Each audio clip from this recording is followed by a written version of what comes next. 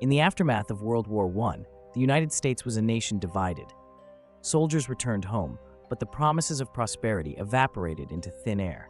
Inflation soared, while wages stagnated, leaving many workers disillusioned and desperate. In bustling Minneapolis, a city thriving on manufacturing, workers faced harsh realities. They encountered severe wage cuts amid climbing costs of living.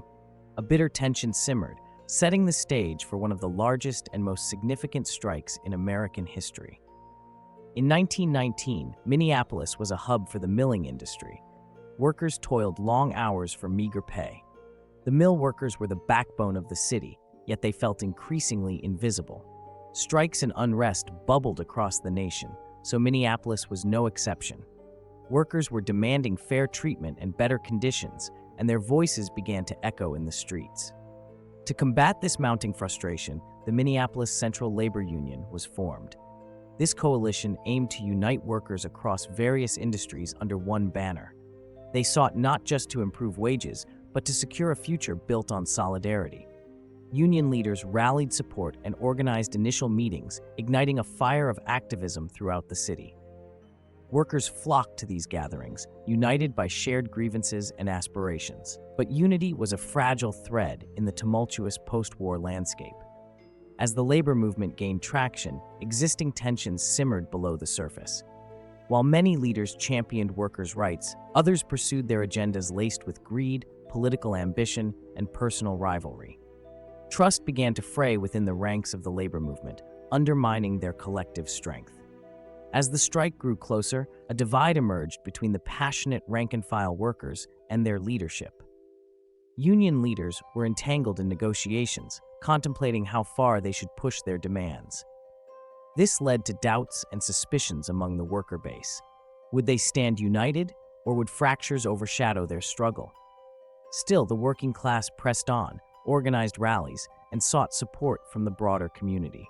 They collected signatures for petitions and devised strategies for a potential strike, the tipping point inching closer. Yet outside forces conspired to undermine their efforts. Local authorities, feeling threatened by the rapidly growing labor movement, began to plot their countermeasures. The police and the business elite, terrified of losing control, prepared to strike back. June 1919 brought the clash into focus. As tensions escalated, union leaders pushed for strikes in specific sectors, targeting key industries like transportation and the mills. But the response was immediate. Threats from law enforcement loomed large. The workers found themselves backed into a corner. Economic survival was at stake, yet their fight for dignity seemed increasingly precarious. With so much at stake, the question loomed large. Would the Minneapolis Central Labor Union remain steadfast, or would internal conflicts lead to their undoing? As the countdown to the strike began, many wondered if their own leaders could be trusted in this pivotal moment. The fabric of solidarity was about to be tested. The stage was set, and the stakes were enormous. How would this powerful movement navigate betrayal from within? The very future of labor rights in Minneapolis and beyond hung in the balance as chaos loomed on the horizon. Would they rise together as one, or would the schisms tear them apart? In the spring of 1919, Minneapolis was a city on the brink. Workers across various industries simmered with frustration, their grievances festered by soaring inflation and wage cuts that followed the end of the Great War. The cost of living skyrocketed, but the paychecks dwindled.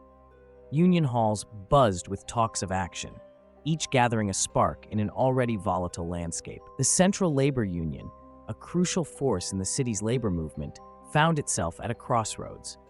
They represented the discontent of thousands, construction workers, factory hands, and drivers, but fissures were developing within their ranks. Trust began to erode between the leadership and the base as corruption allegations and power struggles brewed.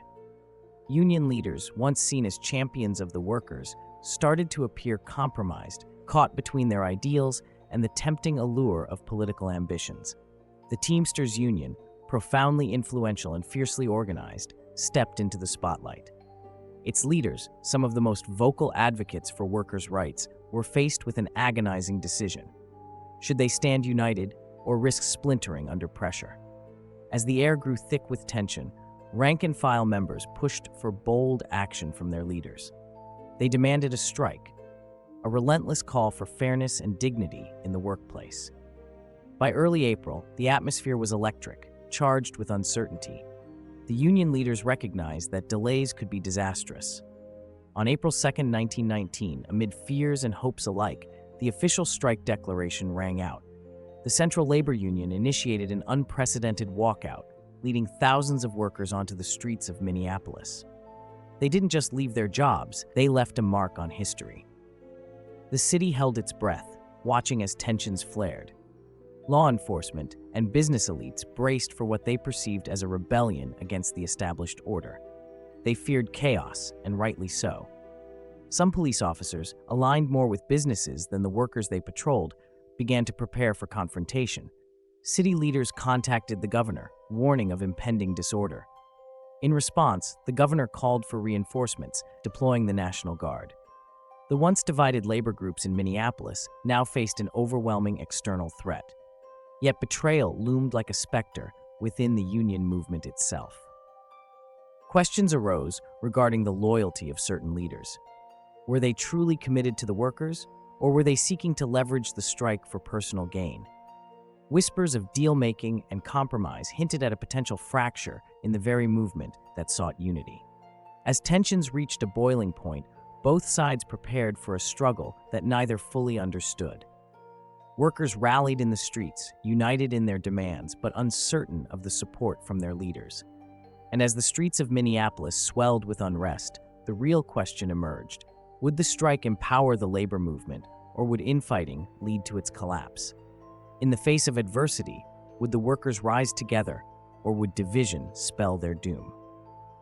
As the clock ticked and the situation intensified, the stage was set for one of the fiercest confrontations in labor history. How would this battle for workers' rights unfold, and what sacrifices would the labor leaders and rank-and-file members be forced to make?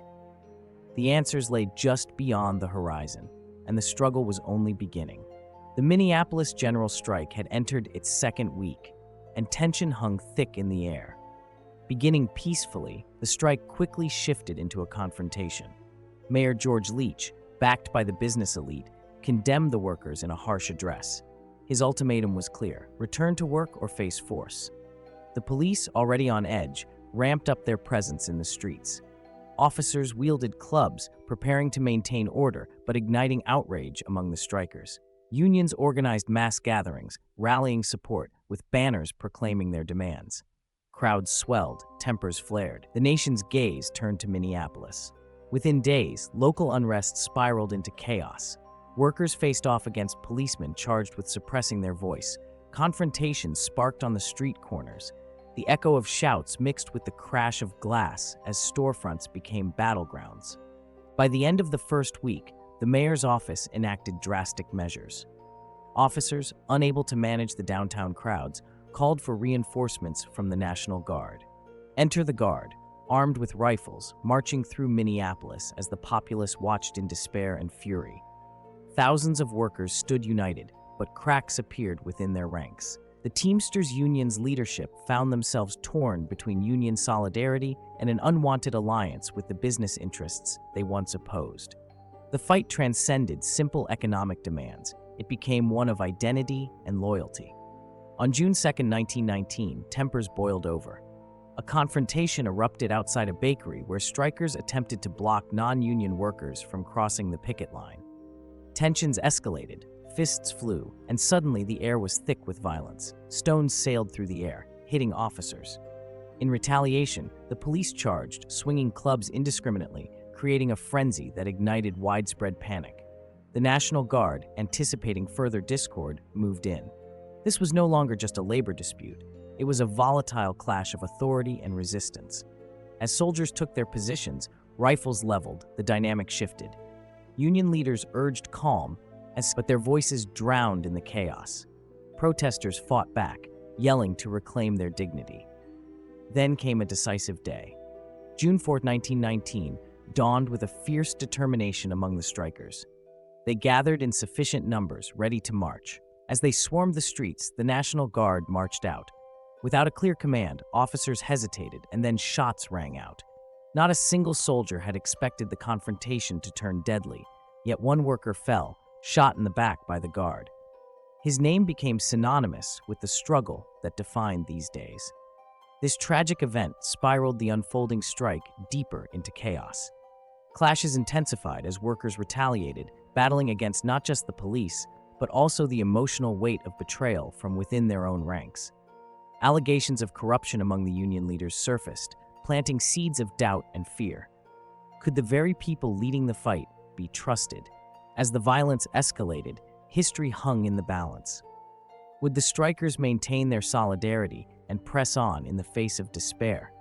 Or would this violent backlash serve as a wedge, fracturing the movement forever? The future of the Minneapolis General Strike now teetered on the edge. Next, we'll uncover the fallout from these confrontations and the strategies employed by both sides in a bid for control. What unforeseen alliances might emerge from the ashes of this chaos? The dust settled slowly on the Minneapolis streets, but the repercussions of the 1919 General Strike were just beginning to unfold. By mid-June, the strike was officially declared over. Union leaders, faced with mounting pressure from both the government and their own members, reached a settlement. The strikers returned, but at what cost? Workers secured modest gains, wage increases ranging from 15 to 20%, but many realized this victory was hollow. The broader issues surrounding labor conditions remained unaddressed. The promises of safer workplaces and fair hours lingered unfulfilled. While some praised the resolution, others viewed it as a betrayal. Trust in leadership eroded as members questioned whether their voices had ever truly been heard. In the wake of the strike, the landscape of labor relations in Minneapolis transformed dramatically. Employers grew wary and began cracking down on union activity. The powerful Minneapolis Citizens Alliance, aligned with business interests, pushed back aggressively, determined to dismantle organized labor's influence. The political environment shifted. Mayoral support for labor faded and anti-union sentiment surged, casting a long shadow over future negotiations. The aftermath resonated beyond city limits, rippling across the nation. The United States was still reeling from World War I. Many Americans were grappling with economic instability, and fears of communism loomed large following the recent Red Scare. The strike became a cautionary tale across labor movements. Citing Minneapolis, business leaders used the incident to rally against unions, framing them as disruptive entities undermining the American way of life. Yet the division within the labor movement was the most critical fallout. The split was stark, exposing deep ideological rifts. Some factions recommended collaboration with labor-friendly politicians, while others argued for direct confrontation against authority. These divisions bred confusion among workers. Strikes in other cities faltered as movement solidarity weakened. It revealed a fundamental question: could organized labor survive the betrayal of its own leaders? Union leaders faced unique challenges. Those who supported the strike found themselves ostracized in a state where unions were increasingly vilified. Their credibility diminished. In the coming years, many labor leaders who once championed worker rights were forced to retreat or entirely abandon the movement, often seeking refuge in safer, less controversial roles.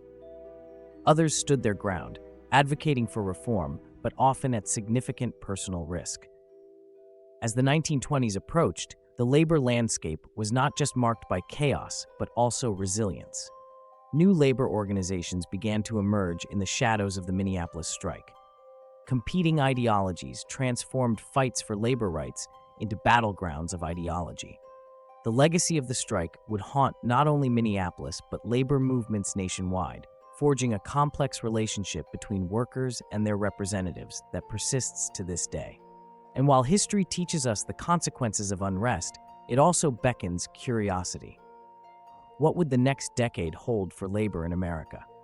How would the lessons learned in Minneapolis shape the struggles to come? The fight for rights was far from over, and the stakes were about to get even higher.